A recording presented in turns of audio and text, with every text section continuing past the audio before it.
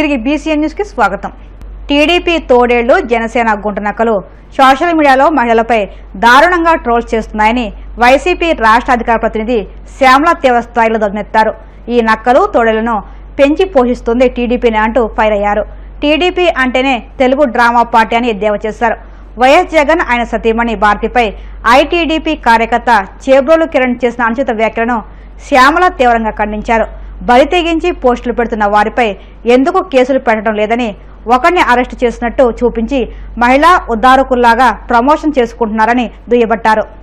Janasena social media గుంటనక్కలు social media వేదికగా తెగ మురుగుతున్నారు. కానీ హఠాత్తుగా నిన్న సడన్ గా తెలుగుదేశం పార్టీ ఏమో మహిళల రక్షణ పట్ల బాధ్యత, మహిళలంటే గౌరవం తమకు మాత్రమే ఉన్నాయి అని బీరాలు పలుకుతున్నారు. మీకు మహిళల పట్ల ఎంత గౌరవం ఉందో మీరు మహిళలకు ఇచ్చిన హామీలు నెరవేర్చినప్పుడే మాకు అర్థమైంది. మాజీ ముఖ్యమంత్రి వర్యులు, వైఎస్ఆర్ కాంగ్రెస్ పార్టీ అధ్యక్షులు శ్రీ వైఎస్ జగన్మోహన్ రెడ్డి గారి కుటుంబ సభ్యులను లక్ష్యంగా చేసుకుని టీడీపీ సోషల్ మీడియా చేస్తున్న అరాచకాలు, అకృత్యాలు అన్నీ ఇన్ని కాదు. అంటే గత కొన్ని రోజులుగా అయితే వాళ్ళ అరుపులు ఒక పీక్ లెవెల్ కి చేరిపోయాయి అన్నమాట. చేబ్రోలు కిరణ్ ఆ ఉదంతమే ఇందుకు ఉదాహరణ.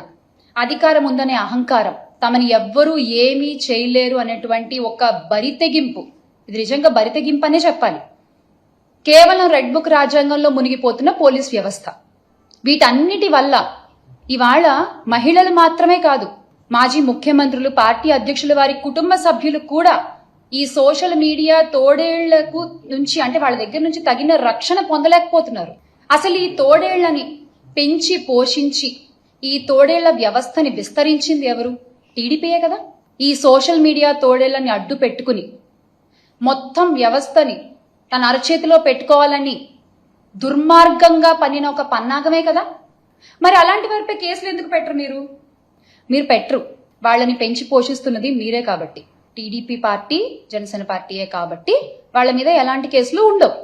అరే మీకు నిజంగా అంత చిత్తశుద్ధి ఉంటే రాష్ట్ర వ్యాప్తంగా ఉన్న వందలాది మంది సోషల్ మీడియా సైకోలపై ఎక్కడా కేసులు పెట్టలేదు ఎందుకు?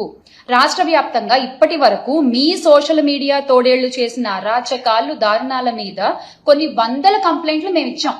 దానిలో ఒక్కటన్నా మీరు చదివారా? కనీసం ఒక్కళ్ళన్నా మీరు అరెస్ట్ చేశారా? వాళ్ళని మీరు అరెస్ట్ చేయరు, ఎందుకంటే మిమ్మల్ని జాకీలేసి లేపాల్సింది వాళ్లే కదా. ఆ కిరణ్ అనే వ్యక్తిని మీరు ఎప్పుడు అరెస్ట్ చేశారు? మా ఫ్యాన్ గాలి తట్టుకోలేక ఆయన చేసిన తప్పు తెలుసుకుని నన్ను క్షమించండి బాబు అని క్షమాపణ అడిగిన తర్వాత ఇప్పుడు అరెస్ట్ చేయకపోతే బాగోదు కాబట్టి, ఆ మచ్చ మీ పార్టీపై ఉంటుంది కాబట్టి ఇక తప్పదు అన్నట్టు మీరు వాళ్ళని అరెస్ట్ చేశారు. ఒక ముసుగు మాత్రమే. నిన్న జరిగిన అరెస్ట్ కూడా, చేబ్రోలు కిరణ్ అరెస్ట్ కూడా ఒక ముసుగు మాత్రమే. ఇదంతా ఒక నటన. తెలుగుదేశం డ్రామాల పార్టీ కాబట్టి మీరు చక్కగా యాక్టింగ్ చేయగలరు, కాబట్టి మీరు చక్కగా నటించగలరు, కాబట్టి చాలా బాగా నటిస్తున్నారు. వినేవాళ్ళు వెర్రివాళ్ళు అయితే చెప్పేవాళ్ళు చంద్రబాబు అని. మీరు చెప్తూ ఉండండి మీ అబద్ధాలు, ప్రజలు వింటున్నారని మాత్రం అనుకోవద్దు. ఖచ్చితంగా ఒకరోజు సమాధానం చెప్తారు దానికి. గౌరవ హోంమంత్రి గారు ఆవిడ ఏం చేస్తున్నారు? కేవలం ఆఫీసుల్లో కూర్చుని ప్రెస్ మీట్లు పెట్టడం వరకే పరిమితం అవుతున్నారు తప్ప, రాష్ట్రంలో ఇన్ని అఘాయిత్యాలు జరుగుతున్నా, ఆడపిల్లలపై ఇన్ని అరాచకాలు జరుగుతున్నా ఎంతమంది ఆడపిల్లలను ఆవిడ వెళ్లి పలకరించారో చెప్పండి. మీరు మాత్రం చెప్పుకుంటారు మాకు మహిళలంటే చాలా గౌరవం. అయిపోయింది, చెప్పేస్తే పని అయిపోయింది, అంతే. మిగతా వాటితో మనకేం సంబంధం లేదు, జరుగుతుందని గాలి కుదిలేస్తారు మహిళల్ని. మార్కెటింగ్ మిక్స్ లో ఒకటి ఉంటుంది, P4 అని, అంటే the 4 P's affecting the market అని చెప్తారు. Product, price, place, promotion. So ఈ ప్రస్తుత కూటమి వైఖరి ఎలా ఉందంటే, ప్రోడక్ట్ వచ్చేసి వాళ్ళ సూపర్ 6, ప్రైస్ ఏమో డబ్బులు లేవు, గల్లాపెట్ట ఖాళీ అయిపోయింది అని అబద్ధాలు చెప్పుకోవడం, ప్లేస్ వచ్చేసి ఇలా చెప్పి ఇగో మన ఆంధ్ర రాష్ట్ర ప్రజలందరినీ మోసం చేయడం, ప్రమోషన్ ఇది ఒక్కటి మాత్రం కరెక్ట్ చేస్తారండి. అసలు ఈ P4 అనే కానీ P4 సంగతి పక్కన పెడితే A4 అని చెప్పాలి. ఈ కూటమి అధికారంలోకి వచ్చిన దగ్గర నుంచి A4 అమలవుతోంది. P4 అమలవుతుందో లేదో తెలియదు కానీ ఏమిటా A4? అక్రమాలు, అఘాయిత్యాలు, అరాచకాలు, అప్పులు, ఇవైతే బాగా అమలవుతాయి. మహాత్మా జ్యోతిరావు పూలే జయంతి సందర్భంగా నెల్లూరు నగరంలోని పూలే దంపతుల విగ్రహాలకు మంత్రి ఆనం రామనారాయణ రెడ్డి, జిల్లా collector Anand, joint collector Karthik, మాజీ జడ్పీ చైర్మన్ చంచల బాబు యాదవ్ పూలమాలలు వేసి నివాళులర్పించారు.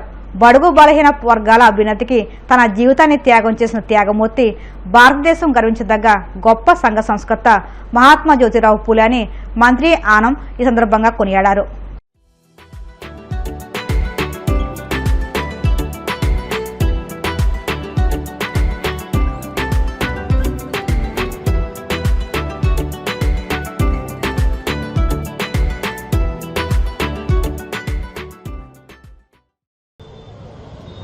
బలహీన వర్గాలకి ఆరాధ్యులు, పెద్దలు, భారతదేశం అలాగే ఆంధ్రప్రదేశ్ రాష్ట్రంలో గర్వపడే విధంగా అనేక వర్గాల ప్రజలకు మేలు చేయాలని చెప్పి తన జీవితాన్ని త్యాగం చేసినటువంటి త్యాగధనులైనటువంటి జ్యోతిరావు పూలే గారి కార్యక్రమంలో ఈరోజు జిల్లా కలెక్టర్ గారితో ఇతర జిల్లా అధికారులు మేము అందరం రాష్ట్ర ప్రభుత్వ పరంగా ఇక్కడ పాల్గొనడం జరుగుతుంది.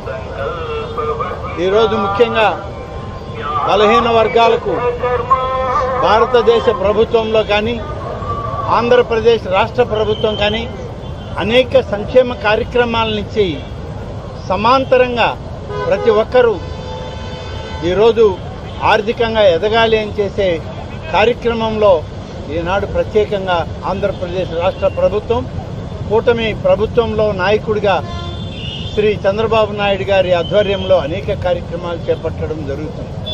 ఈ కార్యక్రమం తర్వాత వారికి పుష్పాంజలి ఘటించి ఇక్కడి నుంచి తిరిగి మళ్ళీ ప్రభుత్వ కార్యక్రమం ఉంది. అందులో కూడా బలహీన వర్గాల కుటుంబాలకి అనేక సంక్షేమ పథకాలని ఇవాళ వాళ్ళకి అందించడం కూడా జరుగుతుంది. ఈ సందర్భంలో ప్రతి ఒక్కరం కలిసిమెలిసి ఈ ప్రభుత్వానికి అండగా ఉండి పెద్దలు పూజనీయులు జ్యోతిరావు పూలే గారు ఏదైతే కార్యక్రమాన్ని పేద వర్గాల ప్రజల యొక్క అభ్యున్నతికి కావాలని కోరుకున్నారో ఆ విధంగా ప్రభుత్వాలు చేసే ప్రతి కార్యక్రమానికి అందరూ అండగా ఉండాలని, అదేవిధంగా ఇక్కడికి వచ్చిన సందర్భంలో గతంలో ఈ యొక్క ఐలాండ్ ఏర్పాటు చేసిన సందర్భంలో కొందరు మిత్రులు వచ్చి శ్రీ ఆనం వివేకానందరెడ్డి గారు ఆనాడు ఈ కార్యక్రమాన్ని ఇక్కడ చేశారు. తిరిగి దీన్ని ఇంకా అభివృద్ధి చేయండి, ఈ ఐలాండ్ని మళ్ళీ ఒక మోడల్ ఐలాండ్గా తీసుకురండి అని చెప్పి కోరారు. తప్పకుండా జిల్లా కలెక్టర్ గారితో, మున్సిపల్ కమిషనర్ గారితో కూడా మాట్లాడి, నారాయణ మినిస్టర్ గారు ఉన్నారు, వారితో మాట్లాడి దీన్ని ఇంకా అభివృద్ధి చేయడానికి ఏ రకంగా చేయాలనో అవన్నీ కూడా చేయడం జరుగుతుందని చెప్పి నేను ఈ సందర్భంగా తెలియజేస్తూ సెలవు తీసుకున్నాను. మహాత్మా జ్యోతిరావు పూలే గొప్ప దేశభక్తి గల వ్యక్తి అని సిపిఐ జాతీయ కార్యదర్శి నారాయణ పేర్కొన్నారు.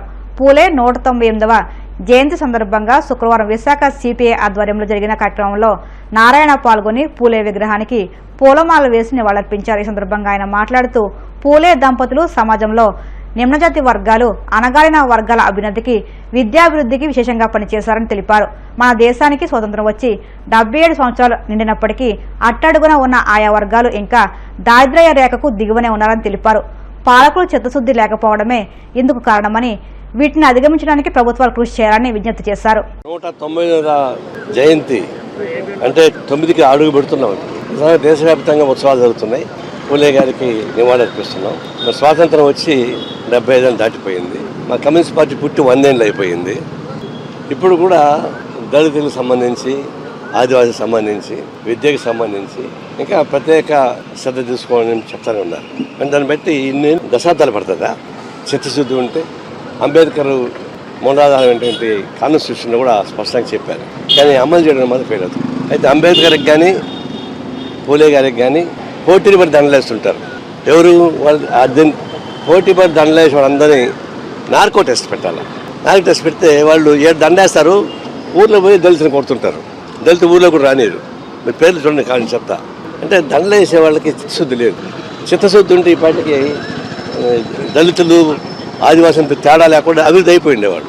ద్వంద్వ ప్రమాణాలతో కూడుకున్న రాజకీయ వ్యవస్థ ఉంది కాబట్టి న్యాయం జరగలేదు. చాలా ప్రేమ ఉన్నట్టుగా అంబేద్కర్కి పూలే గారికి వేసేటువంటి నివాళులు వాళ్ళందరూ ఆచరణలో కూడా దళితుల్ని ఆదివాసుల్ని పక్కన చేసుకొని కావాల్సిన ఏర్పాటు చేస్తే నాకేం అభ్యంతరం లేదు. ఆడేమో దళితుల్ని కొడతారు, చంపేస్తుంటారు, గొడవలు చేస్తుంటారు, వీటికోసం నాటకాలు ఆడుతుంటారు. ఈ డబుల్ స్టాండర్డ్ వల్లనే రాజకీయాలలో ఈ సమస్య వచ్చింది. ఇది పోవాలి. పోరాటం సాగించాలి. ఆనాడు ఆయన చేసిన కృషి అంటే ఆ రోజు చదువు అంటేనే తెలియని కృషి ప్రస్తావన నేపథ్యం అదంతా పురోహితులు, బ్రాహ్మిన్స్, ఫ్యూడల్స్ డామినేట్ చేసేటువంటి ఆ యుగంలో దంపతులు తెగించి పనిచేశారంటే వార్తలు ముగించే ముందు ముఖ్యాంశాలు మరొక్కసారి. నర్సాపురం పార్లమెంట్ నియోజకవర్గ అభివృద్ధికి కృషి చేస్తా. నర్సాపురం అసెంబ్లీ క్రియాశీలక కార్యకర్తల సమావేశంలో కేంద్ర మంత్రి శ్రీనివాస వర్మ వెల్లడి.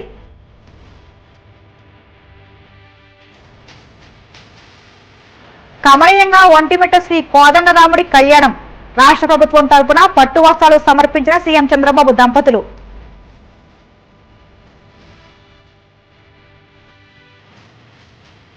ప్రభుత్వ వైద్యశాలలో అత్యాధునిక సేవలు.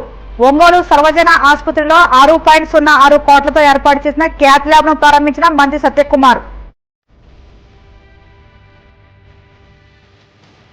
జగన్ ఫ్యామిలీ సహా అందరిపైన ఐటీడీపీ నేతలు, కార్యకర్తలు ఇష్టానుసారం ట్రోల్స్ చేస్తున్నారు. వైసీపీ రాష్ట్ర అధికార ప్రతినిధి శ్యామల ఫైర్. ఈ వార్తలు ఇంతకు సమాప్తం. మరిన్ని వార్తల కోసం BCN digital YouTube channel, Facebook పేజీని ఫాలో అవ్వండి. అప్డేటెడ్ వార్తల కోసం ప్లీజ్ సబ్స్క్రైబ్.